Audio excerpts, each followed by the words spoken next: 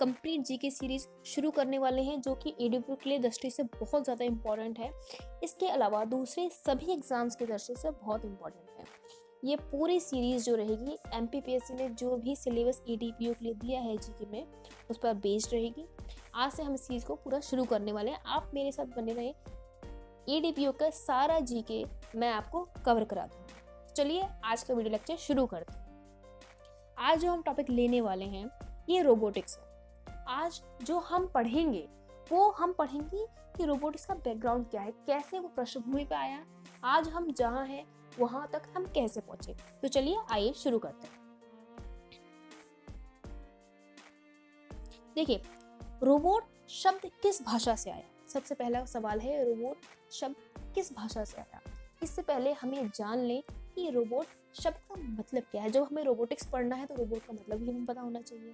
देखिए, रोबोट शब्द जो है स्लाव भाषा से आया। स्लाव भाषा एक ऐसी भाषा है जो पूर्व यूरोप में बोली जाती है और उस शब्द का एक शब्द, उस भाषा का एक शब्द रोबोटा से ये शब्द आया रोबोट, जिसका अर्थ होता है स्लेव या गुलाम। मतलब कोई ऐसी मशीन जो बिना सवाल जवाब किए दिए गए डायरेक्शन पर काम करे, वही रोबोट है। ठीक है, चलिए अब रोबोट शब्द का सबसे पहले प्रयोग किसने किया? चलिए, रोबोट शब्द किसी भाषा से तो आया, बिल्कुल सही बात है, लेकिन किसी ना किसी ने तो पहले प्रयोग तो किया होगा। तो आइए इसके बारे में भी जान लेते हैं। सबसे पहले ये शब्द यूज किया था, ये कारिल कापे के द्वारा किया गया था। उन्होंने एक ड्रामा लिखा था RUR, उसमें उन्होंने सबसे पहले ये शब्द यूज किया था। हालांकि एक इंटरव्यू में उन्होंने ये कहा था कि उनसे भी पहले ये शब्द उनके भाई जोसेफ कापेक ने किया था। ठीक है, तो वैसे तो आंसर इसका कारिल कापेक होगा, लेकिन अगर जोसेफ कापेक कहीं दिखता है और ऑप्शन ये है कि जोसेफ कापेक और कारिल कापेक दोनों ही एक साथ है, तो दोनों ही सही होंगे। अगर कारिल कापेक अकेला है ऑप्शन में, तो उस केस में आप कारिल कापेक लगा सकते हैं, जोसेफ कापेक और कारिल कापेक। चलिए, अब हमने रोबोट पढ़ लिया, वो कहाँ से डेराइव हुआ वो भी पढ़ लिया। अब हम पढ़ते हैं रोबोटिक्स। रोबोटिक्स क्या होता है? रोबोटिक्स, जब भी हम रोबोट का अध्ययन करते हैं वही रोबोटिक्स होता है। अब रोबोटिक्स शब्द का प्रयोग किसने किया? ये जो किया गया रोबोटिक्स शब्द का प्रयोग, ये किया गया आइजैक असिमोव के द्वारा। ठीक है, आइजैक असिमोव ने एक किताब लिखी थी, ये एक अमेरिकन राइटर थे, उन्होंने एक किताब लिखी थी रन अराउंड। उसमें उन्होंने रोबोटिक्स शब्द का सबसे पहली बार यूज किया था। अब ये तो हो गया कि रोबोट क्या होता है, रोबोटिक्स क्या होता है, रोबोटिक्स शब्द कहाँ से आए। अब कभी ना कभी कमर्शियल रोबोट या सिंपल रोबोट, कैसे ना कैसे रोबोट बनाने की तैयारी शुरुआत तो हुई होगी, है ना। तो सबसे पहले कमर्शियल रोबोट बनाने वाली कंपनी, देखिए मैं आपको इसके पीछे की एक कहानी बताती हूँ। जो हमने अभी एक बुक पढ़ी, कौन सी? Run around. इसके राइटर थे आइजैक असिमोव। उन्होंने जब ये किताब लिखी तो उसके बाद जियोर्ज डेवोल और जोसेफ इंगेलबर्गर, इनकी आपस में बात हुई और जियोर्ज डेवोल ने कहा कि ये ना वो एक रोबोट बनाना चाहते हैं, तो जोसेफ इंगेलबर्गर ने कहा कि वो भी उनको सपोर्ट करेंगे, फंडिंग करेंगे और दूसरे वेज में भी सपोर्ट करेंगे।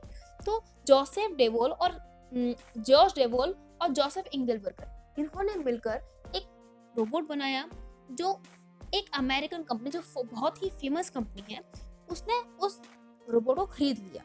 उसका नाम है जनरल मोटर्स, और न्यू जर्सी यूनिट में इंस्टॉल कर दिया। जैसे ही उसने इंस्टॉल किया तो अमेरिका, जापान में उस कमर्शियल रोबोट की वैल्यू बढ़ गई, मतलब डिमांड बढ़ गई। जब डिमांड बढ़ी तो इन दोनों ने मिलकर, किसने?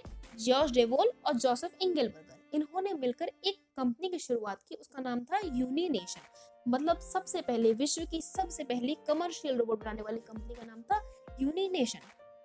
ठीक है, इसी कारण जो ग्रैंडफादर ऑफ रोबोट है वो है जियोर्ज डेवोल, और फादर ऑफ रोबोट है वो है जोसेफ इंगेलबर्गर। ठीक है, मतलब पितामह ऑफ रोबोट के पितामह कौन है? जियोर्ज डेवोल, और रोबोट के पिता कौन है? जोसेफ इंगेलबर्गर। ये इंपॉर्टेंट फैक्ट है, आपको याद रखना है।